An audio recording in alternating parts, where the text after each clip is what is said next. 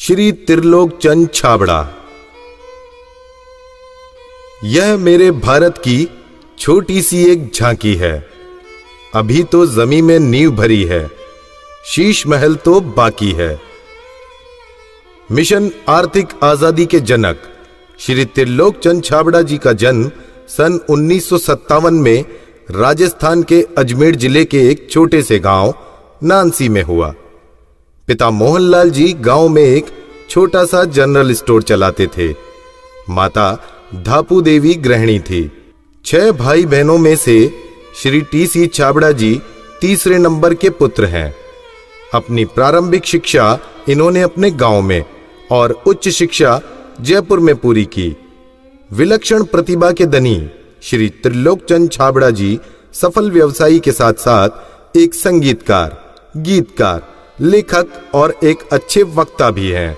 मेरी शादी बचपन में जल्दी हो गई थी और 77 में हुई और बहुत ही सरल और स्वभाव के और अच्छे स्वभाव के मुझे मेरे हस्बैंड मिले। हम एक भिलवाड़ा आए और फिर 2000 में ये जो सिस्टम है आरसीएम चालू किया। आई वॉज 18 ईयर्स जब आरसीएम की शुरुआत हुई और हमारे सामने ये सब चीज़ें हो रही थी जब हम एजुकेशन में थे और हमारे पापा ने बिज़नेस स्टार्ट किया था और वो शुरू से बहुत ही सिंपल पर्सन रहे, तो उनका जो स्टाइल ऑफ बिज़नेस था वो भी बहुत सिंपल था।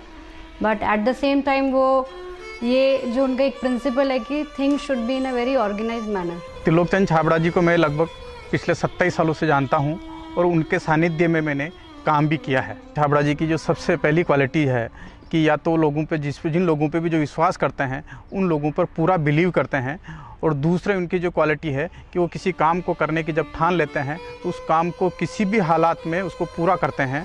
जब ये चालू किया था आरसीएम, उससे कुछ समय पहले कुछ सिस्टम यहाँ हिंदुस्तान में चलते थे जो जानकारी में आए, तो एक दिमाग में पता नहीं एकदम विचार से आया कि ये तो बड़ा सुंदर सिस्टम है। अगर हम इसमें नॉर्मल प्रोडक्ट जो हमारे रोज़ उपयोग होते हैं वैसे प्रोडक्ट लाकर अगर करें तो ये तो देश के लिए बहुत अच्छा सिस्टम है, बहुत सारे लोगों को इसका लाभ मिल सकता है। और उसके बाद एक ऐसा विचार जो अंदर पैदा हुआ तो उस विचार ने मुझे कभी रुकने ही नहीं दिया। टी.सी. छाबड़ा जी को मैं पिछले 25 सालों से जानता हूं और उनके सानिध्य में मैंने काम भी किया हुआ है। टी.सी. छाबड़ा जी की सबसे बड़ी क्वालिटी है उनके लिए काम होता है। काम छोटा और बड़ा नहीं होता, वो हर काम को उतनी ही सीरियसनेस से करते हैं, चाहे वो काम छोटा हो चाहे बड़ा हो। मुझे याद है जब आरसीएम की सबसे पहली मीटिंग हुई थी, एकदम फर्स्ट मीटिंग, मैं उस मीटिंग में प्रेजेंट थी और वो एक पेड़ के नीचे बाहर मीटिंग हुई थी जहाँ पे मुश्किल से शायद 20 लोग बैठे होंगे। क्या मालूम, इनसे पहली बार मिलते ही मुझे लगा कि कुछ विशेष व्यक्ति है जो बोल दिया एक बार फिर वो याद है, वो एक कंप्यूटराइज काम हो गया। मेरी एक नेचर है कि मुझे अगर कोई चीज़ अच्छे से समझ में आ गई, मैं कन्विंस हूँ कि हाँ ये ज़िंदगी में सही है या ये काम सही है, तो मैं फिर किसी के रोके रुकता नहीं हूँ। तो आरसीएम की भी यही कहानी है। शुरू में सबने मना किया, परिवार वालों ने भी मना किया, दोस्तों ने भी मना किया, बहुत सारी चीज़ें भी हुई, लेकिन मैं कन्विंस था, मुझे समझ में आ गया था कि ये सिस्टम है, इसको देश को इसकी ज़रूरत है, आम आदमी की ज़रूरत है। वो हमेशा एक ही चीज़ बोलते हैं लाइफ में कि चाहे दुनिया कहीं पे भी कुछ भी कर रही हो, चाहे पूरी दुनिया भी अगर वो चीज़ कर रही है और अगर वो गलत है तो हमको उसका साथ नहीं देना चाहिए, हमको हमेशा सही चीज़ ही करनी चाहिए। जो उन्होंने अपने जबान से कहा उसको उन्होंने पूरा किया। जबान के सच्चे ये उनमें मानता है। एमएलएम के नाम पर ज़्यादातर कंपनियां कुछ महंगे प्रोडक्ट लाती है उसमें और ज़्यादा कुछ उसमें से बांटने की कोशिश करती है, और हम आरसीएम में ऐसे क्यों प्रोडक्ट लाते हैं जो बहुत कम रेट में होते हैं। बहुत ज़्यादा इधर कुछ चीज़ों को हाई फाई करना या कुछ बहुत ज़्यादा हर कहीं खर्च कर देना, तो मेरे को कुछ महंगी चीज़ खरीदना पसंद नहीं है लाइफ में।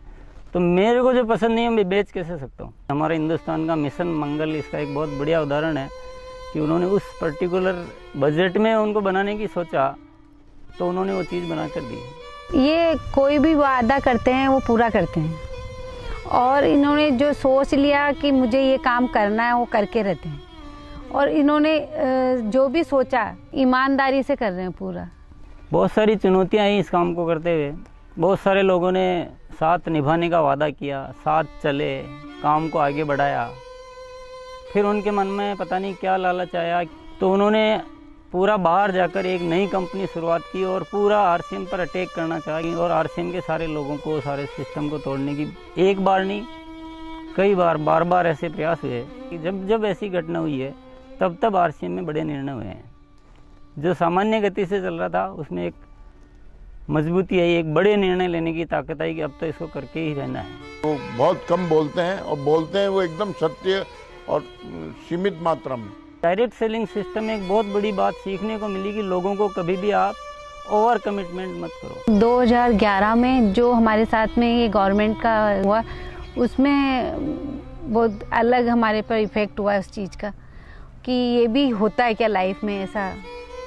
और वो ये जो एक फेज़ था वो बिल्कुल बहुत कठिनाई का दौर था, बहुत ख़राब स्थिति से हमें गुजरना पड़ा। मेरे परिवार पर संकट आए और परिवार से ज़्यादा जो हमारे जो टीम है, हमारे जो इतना बड़ा हिंदुस्तान में परिवार बन चुका था, उसको सबको दिक्कतें आई।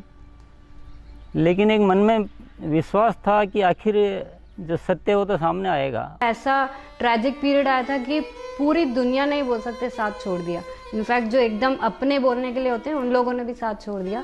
लेकिन पापा की वो जो हिम्मत थी और जब भी हमने उसके बाद या उस दौरान जब भी हमको मौका मिला उनसे बात करने का, उन्होंने एक ही चीज़ बस हमको बोली थी कि सब कुछ ठीक होगा क्योंकि हमने कुछ गलत नहीं किया किसी के साथ। हमारे जो आरसीएम परिवार है उनका इतना विश्वास था कि उन्होंने 1 साल इंतज़ार किया और पूरा डटे रहे।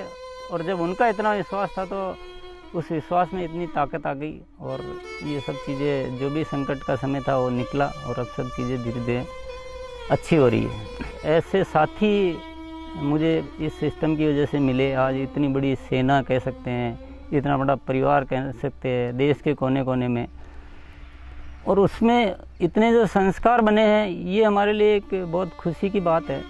इतना बड़ा व्यापार उद्योग धंधा होने के बावजूद, इतनी बड़ा साम्राज्य होने के बाद भी उनमें तनिक भर भी अहंकार या पैसा होने का घमंड दिखलाई नहीं देता है।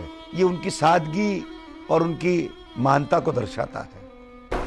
मुझे मेरे फादर इन लॉ की एक क्वालिटी सबसे अच्छी लगती है कि वो आज इतना बड़ा बिजनेस करने के बावजूद भी वो इतने डाउन टू अर्थ है कि किसी को भी विश्वास नहीं होता जब मैं उन्हें उनकी बातें, उनके किस्से सुनाती हूँ।